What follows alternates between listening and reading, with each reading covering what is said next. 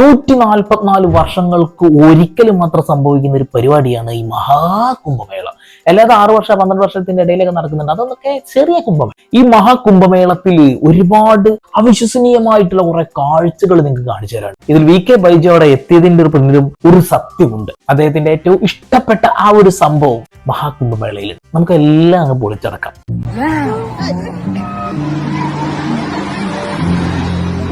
इतनी भव्य आयोजन में भी लोग ये കുംഭമേളയിൽ പങ്കെടുക്കാനെത്തിയ പ്രധാനമന്ത്രി ത്രിവേണി ആദ്യം നമുക്ക് നമ്മുടെ പ്രധാനമന്ത്രി മഹാകുംഭമേളയിൽ മുങ്ങിപ്പൊന്തിയപ്പോണ്ടായ ഒരു സംഭവം. കുംഭമേളയിൽ പങ്കെടുക്കാനെത്തിയ പ്രധാനമന്ത്രി ത്രിവേണി സംഗമത്തിൽ സ്നാനം നടത്തിയിരിക്കുന്നു. ഈ മുങ്ങിപ്പൊന്തിയ സ്ഥലത്തിന് വേറൊരു ചരിത്രം കൂടി പറയാനുണ്ട്, അതുകൂടി കാണാം. चल रहा है कुंभ, महाकुंभ, और ये योगी जी की व्यवस्था चल रही है यहाँ पे, ये देख सकते हैं आप.